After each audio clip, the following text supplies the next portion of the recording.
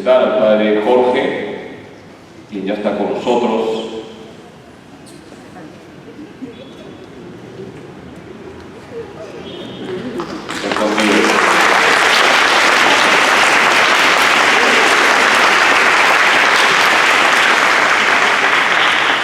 Buenas noches, padre Jorge.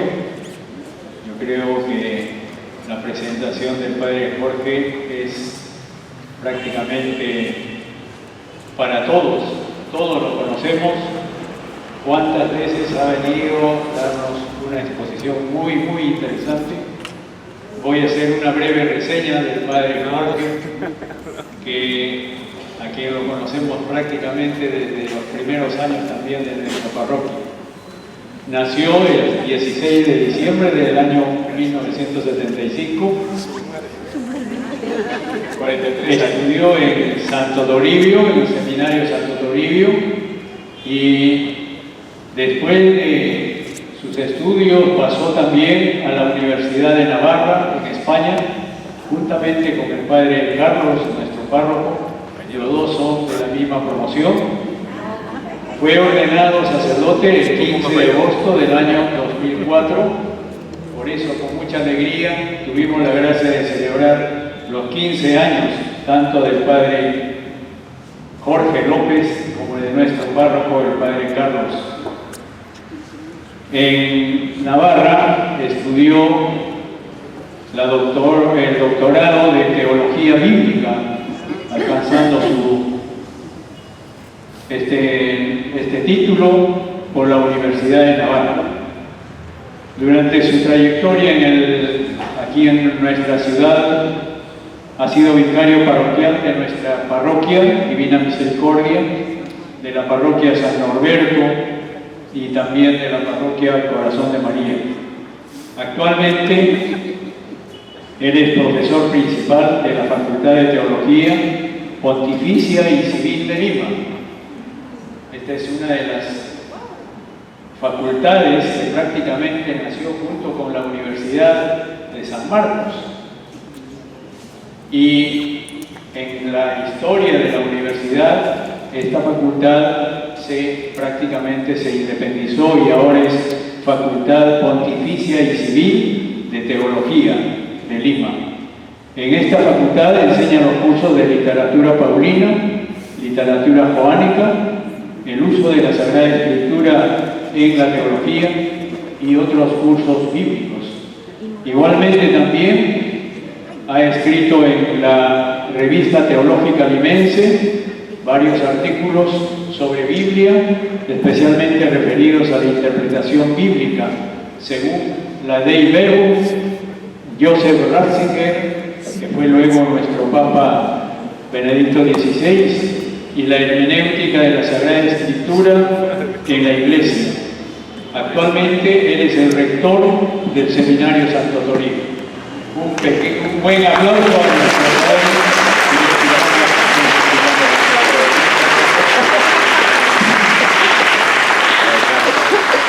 Bien, un gusto estar con ustedes.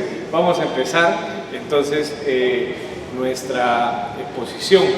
Espero que no sea cansada, vamos a unos minutos y las preguntas, como han señalado el señor padre Carlos, las tenemos para el final.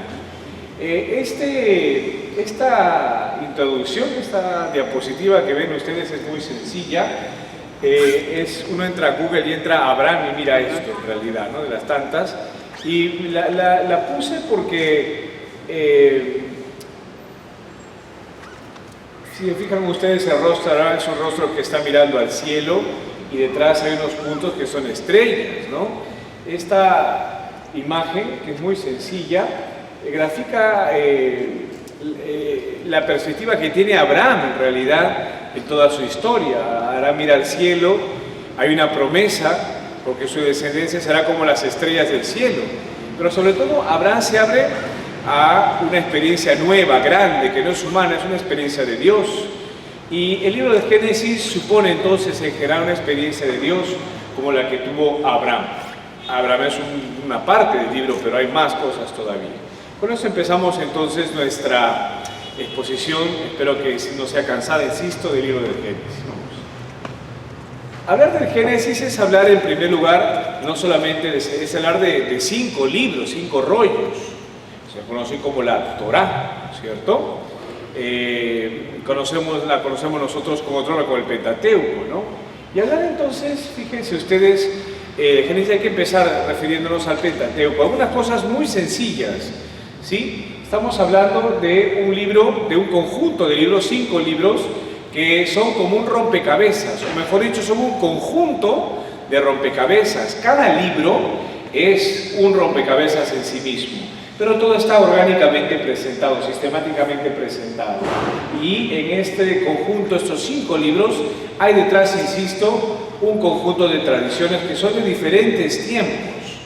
Aunque en nuestra Biblia el Pentateuco está al principio, en realidad tendríamos que decir que no es un texto del siglo XIX a.C. Abraham es un hombre del siglo XIX a.C.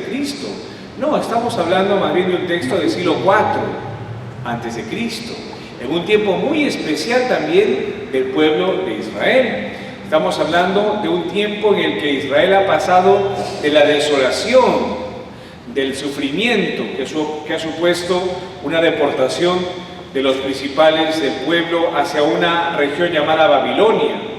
Estamos hablando de la vuelta del destierro, estamos hablando de un tiempo de reconstrucción y humanamente hablando, en ese afán de reafirmar la identidad, los israelitas, después se llamarán judíos, van a recoger una serie de tradiciones orales, las van a hacer por escrito, y eso es lo que procuro decirles en el número 1.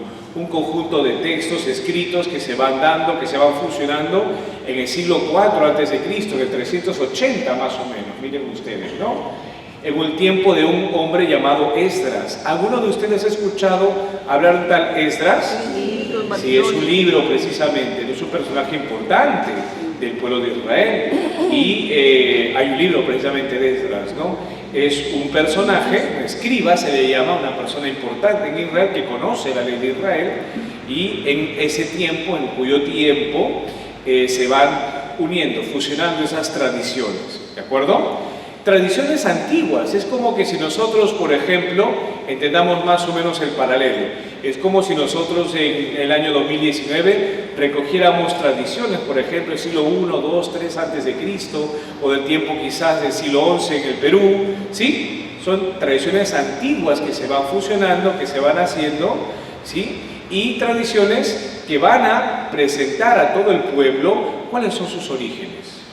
Y yo debo comentarles algo más, una de esas unidades, como dice ese libro del Génesis, ¿no? Lo más importante que le preocupa a un judío, más o menos en el siglo IV, no es la historia de Abraham, sino más bien hablando del conjunto del Pentateuco, que son 5 libros. ¿Recuerdan cómo se llaman los libros? 1, Génesis, 2, Éxodo, 3, 4, números y 5. A ver, para los que no saben, 1 Génesis, 2 Éxodo, 3 Levítico, 4 números y 5 Deuteronomio. ¿Ya? Cada uno les dije que es un rompecabezas, ¿no es cierto? Y debo decirles que lo más importante en ese momento en que, humanamente hablando, el pueblo quiere salvaguardar su identidad, fortalecer su identidad, lo más importante es la historia de Moisés. Claro, porque Moisés es el intermediario con el cual el pueblo, ¿de acuerdo?, firmó una alianza con Dios, ¿recuerdan? ¿En qué monte recuerdan? Sinaí. Muy bien, en el Sinaí. Esa es la tradición más importante que ha pervivido en el tiempo. Y alrededor de todo el acontecimiento de Sinaí hay un conjunto de normas que han ya concretado los aspectos que conocemos como la ley. Eso es lo más importante.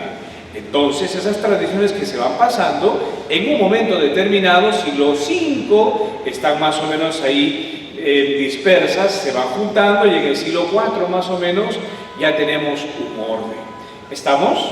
Sobre esa tradición de Moisés que se encuentra en el Éxodo, Levítico, Números y Deuteronomio, es verdad que sobre esa tradición los judíos fueron acrecentando algunos detalles más, y después, por tanto, no en principio, sino miren ustedes, ¿no? Después se añadió la historia de Abraham y todos los patriarcas que conocemos. Les cuento esto porque no estamos hablando solamente de un librito, estamos hablando de un plan unitario, ¿se dan cuenta? Un plan unitario cuyo centro es lo que pasa en el Sinaí, y entonces antes está la historia de Moisés, y antes la historia de Abraham, y antes, para completar todo el círculo, los judíos van a añadir entonces la historia de los orígenes. ¿De acuerdo? Con lo cual, queridos amigos, no pensemos que lo primero que fue escrito fue lo que nosotros conocemos como el Génesis 1, Génesis 2, la creación del hombre. Lo más importante que en ese momento resaltaban ellos era la historia con Moisés y el pueblo elegido. Y después fueron poniéndose todos esos detalles. Todo eso en el siglo IV a.C. ¿Estamos? ¿Lo entendemos bien? Con lo cual quiero decirles algo. No estamos hablando solamente de una historia, como la podemos conocer nosotros. Más bien estamos hablando de un conjunto de acontecimientos que tienen un hilo conductor. ¿Y cuál es el hilo conductor, la médula de todos estos textos? Toda esta historia tiene como centro algo que se llama la alianza. ¿Estamos? Esto simplemente para que veamos un poquito el principio. Nosotros no vamos a hablar del Pentateuco, solo hablaremos del Génesis. Pero entendemos entonces que los tres Éxodo, Levítico y Número son quizás lo más importante. Lo anterior también es importante, pero está en función de lo primero. Por eso comprenderán ustedes que en este plan unitario de los 5 libros hay más espacio de hablar de Moisés y un poquito menos de los patriarcas. ¿Se han percatado? Para que vean un poquito esos detallitos. ¿Estamos? De todas formas, este libro es muy importante, evidentemente, porque con este libro los judíos saben cómo son sus comienzos. Yo les digo un detallito para que vean ustedes que la otra parte quizás ha sido más determinante en el pueblo. Se narran muchos detalles de Moisés, ¿no es cierto? ¿Y no han visto ustedes que hay bastantes huecos en la narración de la creación? Hay muchos huequitos. No digo que no sea importante, pero todo eso está en función al otro. ¿Ya? Para que entendamos un poquito esta primera parte. El Génesis, por tanto, para terminar con esto, es una parte, un rompecabezas de este todo que es el Pentateuco. ¿De acuerdo? Primera cuestión que quisiera que quede en claro. Vamos a la siguiente. Ahí está la estructura de todo el Pentateuco, para que vean ustedes. Ponlo todo. Miren ustedes. Si ustedes vieran así de lleno el Pentateuco, verán más o menos todo esto. Falta más. Son 10. Miren ustedes, no hay que copiar nada allí, pero miren, si ustedes lo ven así, se van a dar cuenta que miren, la parte más importante, la parte más, el centro de todo, se encuentra desde el capítulo, desde el número 5 hasta el número, que sepan ustedes, hasta el número 7. Lo más importante de todo eso es el 5, 6 y 7, y lo demás está en función a eso. Miren, parece que si el 5, 6 y 7 son lo más importante, el 4 es una introducción precisamente al tiempo de Sinaí, y el 1, 2 y 3 son una introducción de todo. ¿A qué quiero llegar con esto? A que en realidad el Génesis es una especie de introducción importante, fuerte, que nosotros tenemos para el libro del Éxodo. ¿Estamos? ¿Sabían esas cosas? De repente nosotros podemos pensar que Génesis, estamos muy bien, hay que leerlo así, pero hay que entender que el Génesis, en la estructura general, se ha pensado como una especie de introducción a lo que es más resaltante para ellos, que es su formación a través de la alianza. Y lo que viene entonces en el 8, 9 y 10 es también un poquito la consecuencia de lo que encontramos en el 5, 6 y 7. ¿Está bien? No se preocupen que ya veremos un poquito la estructura del libro del Génesis. Yo quería presentarles todo esto para que vean ustedes que es un plan unitario. ¿Se percatan? Y cada una de esas es una especie de unidad. ¿Sí? Miren, ya puedo puedo comprender un poquito que miren, hay una especie, en el primer rompecabezas, que es el Génesis, hay 3 piezas importantes. ¿Se dan cuenta? La primera pieza es la creación, la segunda pieza es la historia de los patriarcas. Y de los 3 patriarcas, uno es más importante, según la muestra, Abraham. Y después viene la historia de José, que es la otra parte de ese primer rompecabezas. Ahí está, podemos ver las otras partes del rompecabezas, pero no es el cometido de esta charla. ¿Hasta aquí estamos bien? Primera idea que quede clara entonces, hablamos de un conjunto de textos y un plan unitario. El Génesis, importante, pero es una introducción quizás a lo central que es la parte del Sinaí, lo que sucede en el Sinaí. ¿Estamos bien? ¿Sí? Entonces entendamos esos detalles, ¿ya? Vamos a la siguiente. Aquí ya hablamos del libro de Génesis. Un poquito más, miren, un poquito más. Ahí está. Miren ustedes, allí ustedes van a ver ya un poquito la estructura del libro. El libro, antes de tocar todo eso que se encuentra allí, les repito, es un libro dentro del conjunto que es del siglo IV. ¿Ya? Es un libro que se escribe más o menos en su redacción final en el siglo IV. Pero es un libro que se va labrando antes. Humanamente hablando, recoge tradiciones antiguas. Pero yo les he hablado siempre de lo humano, ¿se han dado cuenta? Claro, el Señor, tendrán por ahí de repente un tríptico, creo que por allí, el Señor actúa detrás de lo humano. Claro, el Señor permite muchas cosas humanas porque ellos están pensando en su tiempo, en su identidad, pero Dios está pensando en ellos y los que van a venir después. ¿Se entiende? La acción de ellos, de los escritores, es para su pueblo. Dios que está detrás de todo esto, piensa en su pueblo y piensa en los que van a venir después y van a leer el texto. ¿Se entiende eso que les estoy diciendo? ¿Cuál fue la intención de Dios? ¿Que solo el pueblo lo conociera? No, que todos nosotros lo podemos entender, pero para ellos también tiene un significado muy particular. ¿Ya?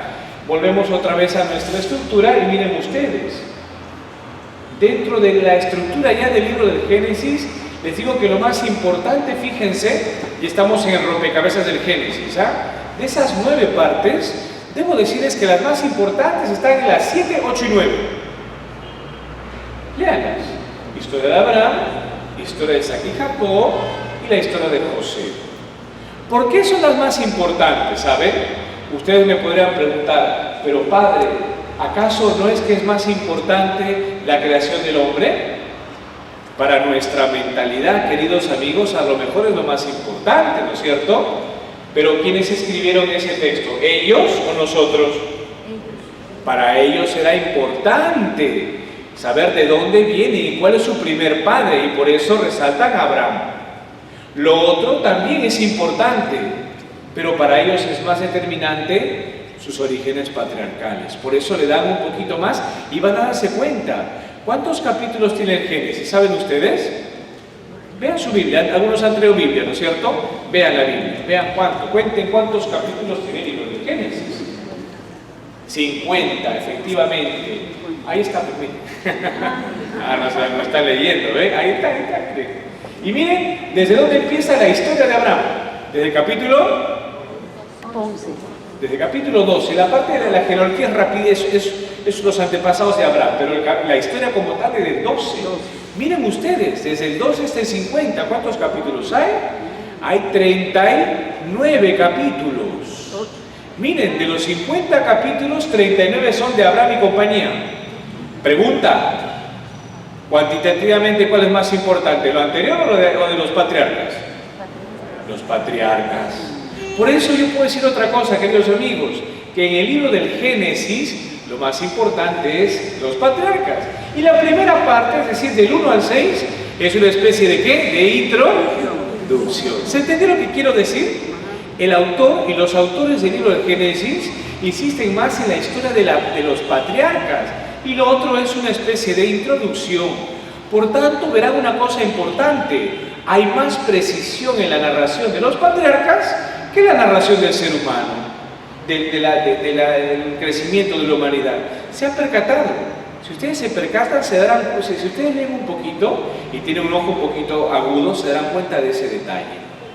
Yo no digo que lo de todo es importante, pero si le preguntara a un judío del tiempo,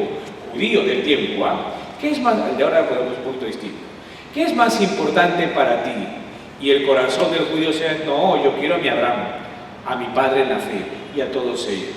Pero ¿y Adán no es importante? Claro, pero más importante para mí es mi Adán. ¿Por qué? Porque es su padre. ¿Estamos bien? ¿Se entendió más o menos?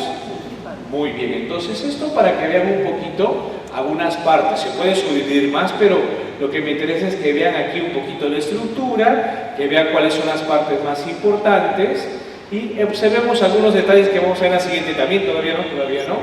Miren ustedes, primero se habla de la creación del mundo, los orígenes de la humanidad, los patriarcas antes del diluvio, algo de importante será el diluvio, ¿no es cierto? ¿Sí? Claro, porque si la alianza más importante en este contexto es la de Abraham, la más importante es de Moisés, ¿no es cierto? Les dije, ¿no? La de Abraham también es importante. ¿Cuál es la alianza que es un preludio de la alianza de Abraham? La alianza con Noé. Entonces miren, la narración de Noé está puesta como una introducción a la de Abraham. Y la de Abraham está puesta como una introducción a la de ¿quién? A la de Moisés. ¿Se dan cuenta? El texto más o menos va así, para que vean ustedes un poquito estos detalles. Todo es importante, pero detrás el plan de la obra supone que yo le dé más importancia a los patriarcas y después a la parte de la creación. Si ustedes examinan un poquito los primeros textos, van a ver que no hay tanta especificidad, es un poquito más genérico. ¿De acuerdo? Hay otra cosa más importante también que no le he dicho, pero también vale la pena señalarlo. ¿Saben? Ellos conocen de primera mano algunas cosas de la historia de Abraham, porque algunos no han estado con él, evidentemente, pero son tradiciones fuertes. En cambio, ¿quién conoció al primer hombre? ¿Ellos tenían experiencia del primer hombre? No. Entonces, por tanto, también le dan importancia a lo suyo, a lo propio. ¿Estamos hasta aquí? ¿Sí? Vayamos entonces quizás ya al contenido. Allí hay algunas cositas interesantes. Les he puesto cuestiones particulares, pero hay algunos relatos. Aquí nos vamos a demorar unos minutos, aunque ya son 8:40 ya. Algunas cuestiones. Yo creo que dentro de la miga, vamos a decirlo así, del pan, dentro del contenido, este es quizás lo más interesante que pueda haber, para ver un poquito las cosas. Existen dos relatos de la creación, ¿se han dado cuenta, no? Uno es el Génesis 1 y otro es el Génesis 2. A ver, les pregunto con una especie de examen parcial chiquito. ¿Es más importante la creación o los patriarcas? Para el plan de Génesis. Muy bien, los patriarcas. Pero de todos modos hay una importancia al tema de la creación, ¿ya? Hay dos relatos, ¿ya? Uno se dice, que sepan ustedes, que es de una tradición que se llama sacerdotal, así se le llama, y presenta, si se fijan, a un Dios omnipotente, un Dios grande, que es en su corte, cuya palabra es eficaz. Él pronuncia la palabra y se hace lo que dice. Dijo Dios, haya luz, y hubo luz. Así dice el primer relato de la creación. El segundo relato es más cercano, ¿se han dado cuenta? Un Dios un poquito más cercano, un Dios con rasgos de persona. Es un Dios que se preocupa que el hombre no esté solo. Son dos relatos que no se contraponen, ¿de acuerdo? Aquí dice algo importante. En los dos casos se resalta no si los helechos vienen después de los dinosaurios, ni después quizás de los mamíferos. No, los dos relatos no les interesa poner un orden de la creación. Lo más importante es resaltar el papel que tiene el hombre frente a Dios. Y sobre esa idea se construyen esos relatos, ¿ya? Fíjense ustedes, abran si tienen su Biblia el capítulo 1 del Génesis. Si tienen su Biblia, y van a darse cuenta que hay una cascada de cosas. Ábranlo si quieren. Y van a darse cuenta el capítulo 1 del Génesis. No nos vamos a entender mucho porque, como saben ustedes, podemos estar a la medianoche y nos quedamos en Génesis 3. ¿Ya? Hay mucho pan que rebanar aquí, por si acaso, ¿ah? Hay temas que pueden ser un poquito oscuritos también, pero no lo son, tranquilos. La Biblia no es un cambio, no es ahorita un detallito importante, porque imagino que en las preguntas me pueden hacer una pregunta que de repente quizás nos puede hacer dejar claro que no hemos entendido quizás algunas cositas. No se preocupen. Génesis 1, ¿lo tienen allí? Sí. ¿Sí? Entonces van a encontrar, dice, en el principio creó Dios el cielo y la tierra, así dice, ¿no? Sí. Más o menos. Ajá. Oigan, pero si tenemos si nosotros pensamos que hay un orden, como que al principio Dios creó el cielo y tierra, ¿acaso no tenemos que empezar de la nada? Y no dice eso, ¿no es cierto? Léanlo un poquito ustedes, no lo vamos a leer aquí, pero léanlo. Un poquito dice que el Espíritu aleteaba sobre las aguas, dice, ¿no? Y después del Espíritu, ¿qué dice el texto? Que haya luz. Y dijo Dios, Que haya luz. ¿y qué pasó? Y hubo luz. Y hubo luz. ¿Se dan cuenta? Un Dios imperativo. No es que Dios sea lejano, sino que el texto me está presentando un Dios omnipotente, un Dios cuya palabra tiene eficacia. Lo que dice, se hace. Porque tiene poder, no porque sea mandona, sino porque tiene poder lo que está diciendo. Para poner un caso. Si seguimos un poquito más la lectura, sigan los versículos. Miren un detalle interesante que van a repetir, que pueden advertir ustedes. Es un Dios que tiene poder, que pronuncia una palabra, se hace lo que Él dice, un Dios que pone nombre a las cosas y un Dios que se detiene a contemplar su creación y dice, es buena la creación.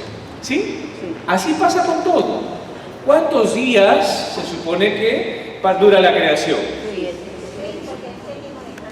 Pongámosle 7, ya con todo y todo, ¿no? Y todo descansa. ¿Ya? Con todo y descanso. De repente ustedes me van a compartir lo que les voy a decir a continuación. Yo estudié en primero de secundaria el año 86, más o menos, 86, 89, 10, sí, 86, por ahí ya, 87.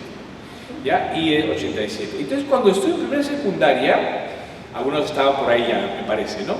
Y entonces, yo estudié un libro, la historia universal, con un libro que se llama, cuyo autor era Antonio Guevara Espinosa. ¿Les sonará a ustedes? Sí. En aquel entonces era un libro color lila. Yo también estudié con A usted también, a ver, somos contemporáneos, creo, más o menos. Creo. Entonces, se los comento, ¿saben por qué? Porque en ese libro, alguno lo ha conocido, ¿no es cierto? En ese libro, cuando estudiaba, nos hablaban de las teorías de la aparición de los hombres, ¿no? Las teorías de la creación, perdón. La teoría creacionista, que decía que Dios creaba el mundo en 7 días, y la otra teoría que se llama la teoría... Muy bien, ¿se acuerdan? Mire, ve la teoría, estamos jovencitos todavía. La teoría evolucionista. ¿Y qué decía la teoría evolucionista? Que ahí el universo es fruto de todo, ¿no? Y díganme ustedes, un chiquillo de 11 años, ¿qué piensa? Que realmente, ¿hacia dónde se dirige su mente? ¿Hacia el evolucionista o hacia el creacionista? Al evolucionista, porque claro, ¿quién va a pensar ingenuamente que Dios crea las cosas en 7 días? ¡Qué ingenuo!, ¿no es cierto? Miren, les digo esto porque eso es desconocer la Biblia, pues. Porque realmente hay que entender la forma en que se expresan los textos. No seamos ingenuos, esa forma de hablar es simbólica. Y entonces, los días no son días, pues, son periodos de tiempo. Y más les digo, ¿saben? Otro detalle interesante. Si ustedes siguen un poquito el hilo de la creación, van a darse cuenta que va subiendo, pero hay huecos. Y entonces un científico me va a decir, eso es falso porque no hay orden, porque faltan especies y tal. Claro, es que, queridos amigos, no es un libro de botánica, no es un libro de ciencia, es un libro de fe. Y al libro, ¿qué le interesa por sobre todo? No le interesa si hay helechos, si hay musgos, si hay líquenes, si hay dinosaurios, si hay roedores. No le interesa eso. El libro sobre todo quiere resaltar que hay todo un proceso gradual en la creación y la cima de la creación es el hombre. Ese es el primer relato de la creación. No intenta hablar, insisto, de los helechos, ni de dónde están los dinosaurios, Padre, ya que hay un vacío, un silencio en la Biblia. Dios nos está engañando. No, es un relato al que le interesa resaltar que la gradualidad, la cima de lo creado, porque comparte la imagen y semejanza de Dios, es el hombre. Y por eso cuando se narra a la creación del hombre, hay un lenguaje más formal, un lenguaje más imponente. Hagamos al ser humano, dice, ¿no? ¿Estamos? Comprendamos entonces que el relato no quiere presentarnos a toda la creación y a todas las especies que puedan existir y que las están descubriendo en la Polinesia el día de hoy. No, el relato quiere hablarnos de que hay toda una jerarquía, pero el hombre es lo principal. Y desde el principio el hombre tiene una relación indisoluble con Dios, que eso es algo importante en el capítulo 1. Ese es uno de los relatos de la creación. El segundo relato, si no han leído ustedes, empieza en el versículo 4 del capítulo 2, es un relato distinto. Porque, si se percatan, en el primer relato el hombre es la cima, en el relato 2 el hombre es el centro. Y Dios es un ser preocupado, parece una persona que se está preocupando en realidad, se está preocupando porque el hombre no esté solo, y por eso le crea a los animales. Y como el hombre no siente y se siente solo, entonces Dios le crea entonces a la mujer. Y no vamos a ser tan ingenuos, queridos, en pensar que la costilla porque nos falta una de aquí. No, ese es un relato simbólico para darnos cuenta que de algún modo el hombre tiene un nexo con la mujer. Y no es que la mujer sea inferior al hombre, una sociedad machista, la sociedad patriarcal de la Escritura. Disculpen, esas tonterías no existen en la Escritura. No, que es la sociedad machista. Eso lo escuché hace un poquito. La iglesia es patriarcal desde el libro del Génesis. Disculpen la palabra, porque si no presente, qué tontería. Por decir otra palabra que ustedes imaginarán, ¿no? ¿Ya? No, hay otras perspectivas. Queridos amigos, no nos olvidemos que es un libro religioso. Y en ese sentido, nos quiere explicar la centralidad del hombre en la creación, la comunión inicial que hay entre varón y mujer, no varón y varón ni mujer, mujer, varón, mujer. Esta es carne de mi carne, dice, ¿no? El hombre emocionado, claro, por la complementariedad, una serie de cosas que no vamos a detallar ahorita. Capítulo 1 y capítulo 2, la relación de Dios con el hombre. Sería muy bonito que después usted lo lea, hay muchos detalles importantes, nos estamos saltando hartísimo. El capítulo 3 es interesantísimo también, como el hombre y la mujer en realidad caen. No, es que la mujer es la pecadora. No. Los judíos del siglo 3 y 2 a.C. asociaban a Eva, el origen del pecado original, del pecado de la humanidad, y eso tampoco es así. Pero en fin, ese es otro dato que vamos a dejar de lado. Vamos, porque el libro es amplio. Vamos al número 2. Dejamos la creación, ¿ya? Y claro, el texto resalta, como les he dicho, la figura de Abraham. ¿Por qué? Por esas dos cosas. Porque es el padre del pueblo judío. Yo les comento algo. En el siglo I después de Cristo, es decir, en el tiempo ya de nuestro Señor Jesús, había una amplia oferta religiosa en el mundo de los romanos. Y los judíos, que eran pues bien vistos no solamente por lo económico, sino también por la integridad de sus costumbres, porque la moral de los judíos era muy alta también, pero los judíos también tenían allí como, entiendan la palabra, como baluarte para enseñar a todo el mundo la fe de Abraham. El personaje característico de Israel era Abraham. Moisés también, pero Abraham como persona universal. Miren ustedes, y entonces el texto desde el capítulo 12 prácticamente hasta el capítulo 36 habla de estos patriarcas, habla mucho de Abraham, ¿de acuerdo? Por si acaso. Y de Abraham, ¿qué se resalta? Que es un hombre de fe. En el capítulo 15, en el capítulo 12, 15 y 18 se habla de la fe fuerte, firme. Y Abraham creyó a Dios, así dice el texto, para que vean ustedes. Y tan importante es la figura de Abraham, más Moisés, les dije, ¿no es cierto?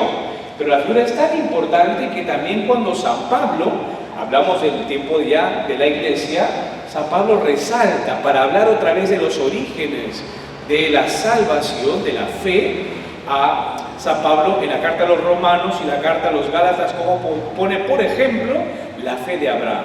Abraham es contado justo no porque cumple una ley, dice San Pablo, sino porque tiene fe. Miren entonces la resonancia de Abraham y toda la historia de Abraham, que es un nómada. Se entiende la palabra nómada, ¿no es cierto? Toda la historia de Abraham resalta, sobre todo por la fe, la credulidad de este hombre. ¿Estamos? Vamos al número 3, porque ya soy ya 10 palabras, qué rápido. Número 3, sí. Hay otra cuestión interesante, las historias de los patriarcas. ¿Sí? Hay patriarcas antes del diluvio. Si ustedes miran el capítulo 5, sería muy bonito hablar del capítulo 5, lo vamos a dejar de lado con pena, debo decirles. Les va a decir cómo los hombres en la antigüedad se sabían bendecidos por Dios. Si ustedes ven los ejemplos, yo les invito a que cuando vayan a casa el día de hoy, esta semana que es de la Biblia, lean el capítulo 5 y se van a dar cuenta que el esquema se va repitiendo. Y van a darse cuenta de algo, de que los patriarcas viven muchos años. Algunos viven 960 años. ¡Ay, pero padre, eso no es real! Y se va a otro detalle importante. ¿Saben qué va a decir? Que todos ellos han engendrado, así y engendró hijos e hijas. Así dice. Es decir, que la escritura, el libro de Génesis, en esa tradición patriarcal está resaltando algo. ¿Saben qué está resaltando? Que ellos son bendecidos porque son longevos y porque son fecundos. Miren, detalle importante, porque el judío después entenderá precisamente, bajo unas condiciones, es verdad, que signos de la bendición de Dios son la longevidad y la fecundidad. ¿Sí? Por ejemplo, les comento, ya en el Antiguo Testamento, no solo en el Génesis, ya la virginidad no es bien vista. Oh, pero padre, la Virgen María, oh, tranquilos. Digo del Antiguo Testamento, en el tiempo de Israel la virginidad inicialmente no era bien concebida. ¿Por qué? Porque la bendición de Dios, ¿cuál era? La fecundidad. Y mientras más hijos, más bendecidos. ¿Sí? Así empieza todo eso en el Génesis. Se propagará en todo el pensamiento de Israel. Hay otro signo más que aquí no se dice, sino más bien, ¿saben dónde? En Josué, Jueces, la tierra, la prosperidad. Pero aquí todavía no. Aquí se va presentando en la historia patriarcal, bien, la bendición de Dios como la longevidad y la fecundidad. Por eso, fíjense ustedes, recuerdan en el caso de Abraham, el Señor quiere resaltar a Abraham, y le dice Abraham a Dios: ya soy viejo y no tengo descendencia. ¿No es cierto? ¿Han leído eso? Porque precisamente, claro, si la bendición es la fecundidad, y entonces por eso pasa lo que ustedes ya conocen con Ismael y después ya con Isaac. ¿Estamos? ¿Hasta aquí bien? Sí. Número 4, es que hay muchas cosas muy bonitas, pero hay que sintetizarlas, ¿no? Número 4. Eso es interesante también, y entendámoslo bien, ¿no? Por favor, aquí me van a pegar ustedes. La historia de los patriarcas más importantes, ¿no? Son 3. ¿Cuáles son los más importantes? Según el texto, todos son importantes, pero hay 3 que resaltan. 1, Abraham, 2, Isaac, y 3, Jacob. Son historias de personas nómadas, ¿no es cierto? Pero las historias están escritas de tal modo que la vida de los patriarcas es muy parecida, de esos 3, y por eso les pongo ciclos. La vida de Abraham, Isaac y Jacob. ¿Y por qué, padre? ¿Por qué nos mienten? ¿Por qué nos dicen ¿Por qué manipularon la historia? No está manipulando la historia, queridos amigos. Lo que sucede es que el texto está queriendo resaltar esas historias para que quede aquí. ¿Y saben lo que se llama la mnemotecnia? ¿Qué es la mnemotecnia? Relacionar para recordar. Sí, efectivamente, es una cuestión memorística, ¿no? Relacionar. Entonces, es uno de los modos que tienen los judíos para recordar y que no se les pase la historia. Por eso, entonces, la historia de Abraham y la de Jacob, sobre todo las dos, son muy parecidas. No es que nos estén mintiendo, sino que para que los judíos recuerden cosas muy antiguas, entonces más o menos repiten un mismo esquema. ¿Estamos? Hasta aquí, los veo dormidos. ¿Estamos bien? Creo que mucha información, me parece. Pero es que hubiera sido más sencillito, de repente ahora sí la primera creación, el segunda creación. Sí, pero creo que es bueno, eso lo podemos leer, ¿no es cierto? Pero creo que ustedes es bueno que vean todo el contexto, ¿no es cierto? A ver, hasta aquí sí hemos entendido. Dentro de las tradiciones del pueblo de Israel, ¿cuál es la que más primó? ¿La de Abraham o la de Moisés? La de Moisés, claro, porque es fundación, ¿no es cierto? Y la de Abraham es como una introducción. ¿Estamos? Pero también es importante, no nos olvidemos ese detalle, ¿ya? ¿Y por qué es importante Abraham? Porque es el padre del pueblo judío y el padre de la fe que ellos están profesando. ¿Y los relatos de la creación son importantes? Claro, pero ¿por qué son importantes? ¿Porque nos hablan de los helechos? ¿O de Darwin? ¿Por qué son importantes? Porque nos hablan de la relación de quién con quién. De Dios con el hombre. O sea que el mamífero importa. También, pero importa más Dios y el hombre. Y no se olviden, ¿por qué? Porque la Biblia es un libro de ciencia. Es un libro de fe. Y está poniendo por escrito la fe de un pueblo que está caminando con Dios. ¿Estamos? Muy bien, vamos a otro más. Esto es un poquito, lo que viene es un poquito pesado de repente, ¿ya? Sí. Y alguno me lo puede preguntar. ¿Alguno me lo puede preguntar? Sí, pregunta importante. Sí, ponlo todo, ponlo todo.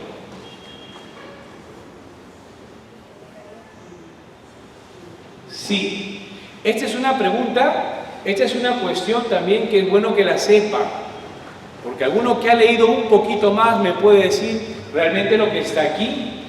Algunos textos del Génesis, ¿ya?, tienen semejanzas con la literatura religiosa de otras culturas. Sí, es verdad. Sí, de repente si ustedes leen un poquito o van al internet se darán cuenta que hay algunas cosas que son un poquito parecidas. Y entonces la pregunta que pueden hacer, ¿quién se copió a quién? La pregunta que una persona se puede hacer, y sobre todo si a la persona le gusta la ciencia, peor, y le gusta dar palo a Dios, peor todavía, ¿no? Y no es así. Yo les he dicho algo importante, también existen semejanzas con manifestaciones culturales. La Torre de Babel, ¿les suena la Torre de Babel? Está en el capítulo 11, y hay algunos.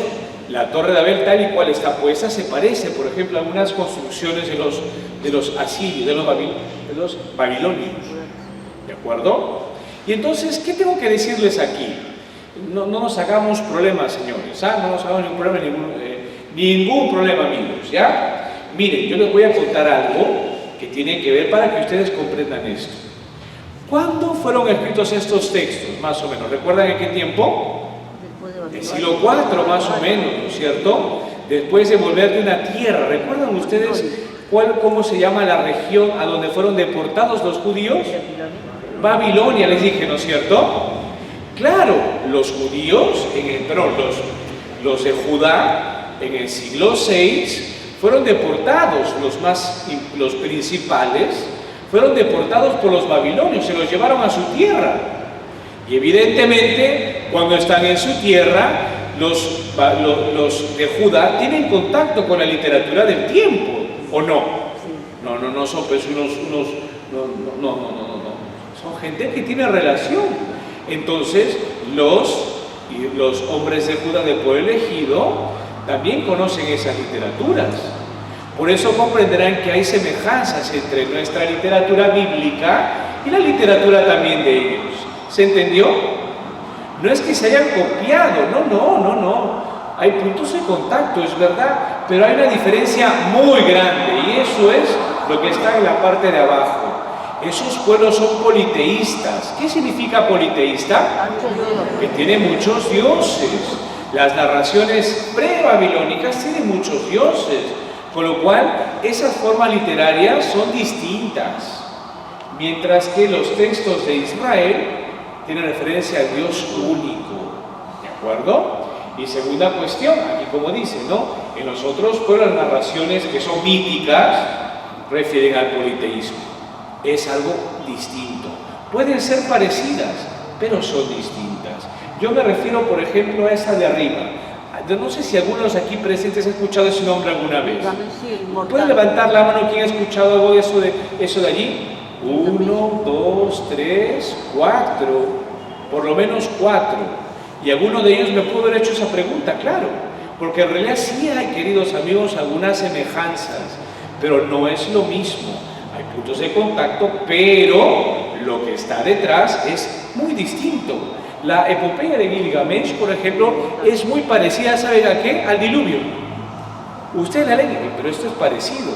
Claro, hay puntos de contacto, pero no es lo mismo. Porque en Israel estamos hablando de las consecuencias del rechazo de Dios de la humanidad. Eso varía totalmente toda la historia. ¿Estamos bien? Esto para el que tenga de repente un poquito de curiosidad. Si no, no nos hagamos ningún problema, ¿ya? Pero por si acaso, eso pasa también en otros momentos en la Escritura y no hay ningún problema. ¿Estamos? Acuérdense, ¿qué tipo de libro es la Biblia? ¿Es un libro científico? ¿Es un libro de literatura? Aunque uno lee de literatura, ¿no? Es un libro religioso, está la experiencia de fe. Y detrás de todas esas narraciones importa que el pueblo elegido se dé cuenta de que su rechazo a Dios le está llevando unas consecuencias terribles, que es, en este caso, el diluvio de Noé, el diluvio en el tiempo de Noé. ¿Estamos bien? ¿Más o menos? ¿Sí? Esto sí, para uno de la curiosidad, lo anterior me pareció mucho más importante, ¿de acuerdo? Pero se los comento porque si ustedes ven, por ejemplo, ojalá, véanlo bien, ustedes ven History Channel, o si ustedes ven, pues no sé, ¿cómo se llama el otro programa? Discovery. Discovery, perfecto, Discovery Channel, entonces vendrán y se van a hacer un mundo y van a pensar, no, la ciencia nos enseña esto, hoy la Biblia me engaña, pero yo, Diosito, y entramos en conflictos. Y no es así. Esos programas, que pueden ser muy buenos, tienen una perspectiva distinta para narrar las cosas. Y si no los comprendemos bien, nos pueden llevar a confusiones. Y hoy pierdo la fe. No. Esos programas, que son muy buenos, insisto, tienen otra perspectiva. Piensan de modo científico. Y cuando nosotros leemos la Biblia, ¿cómo tenemos que mirarlo? Como libro de fe. Ah, es distinto. ¿Estamos? ¿Hasta aquí bien? Sí, siga entonces. Esa es la última, me parece. Sí, casi es la penúltima. Y ya son las 9 ya, 9:05. Miren cómo se pasa el tiempo, ¿no? Miren ustedes, esa imagen ya la conocemos de tiempo, ¿no? Eso es lo que enseña, miren ustedes, de modo muy general, el texto del Génesis. ¿Qué es lo que encontramos ahí? Miren ustedes. La historia de los primeros misterios de nuestra fe, la creación, la caída y cómo Dios no abandona al hombre. Desde el principio le asegura una promesa de salvación. Para eso está Génesis 3:15, por ejemplo, ¿no? ¿De acuerdo? Primera cuestión interesante, miren ustedes el tema de la creación. Es una cuestión que no viene de la nada. No, hay una realidad importante. Al principio de la creación hay una acción importante de Dios. ¿De acuerdo? Por más Big Bang que haya, hay de todas formas, y estas cosas no se contraponen, por favor. Si la ciencia realmente sigue principios éticos, no se va a oponer a la experiencia de fe. No, los dos tienen el mismo punto de partida. ¿De acuerdo? Dos, otro tema muy importante en el libro del Génesis. Yo les he dicho, ¿no es cierto? Si la alianza con Moisés es importante, aquí también. La alianza que tiene Dios con Abraham y después la alianza que tiene Dios con Noé, que es con la humanidad también. El tema de la alianza, queridos hermanos, es muy importante, en todo el Antiguo, en toda la Biblia. Yo me animaría a decirles algo incluso, ¿no? La columna vertebral de la Biblia es la alianza. Esa relación que tiene Dios con su pueblo. Una relación, lo decíamos en una homilia en realidad, pero una relación en la que Dios nunca va a fallar. Dios siempre espera al hombre, a pesar de que el hombre a veces es una desgracia, seamos una desgracia ustedes y yo también a veces, ¿ya? La Escritura nos resalta de modo muy particular el tema de la alianza, cómo Dios se preocupa y cómo Dios va metiéndose de a poquitos en su pueblo hasta que se hace uno en Cristo.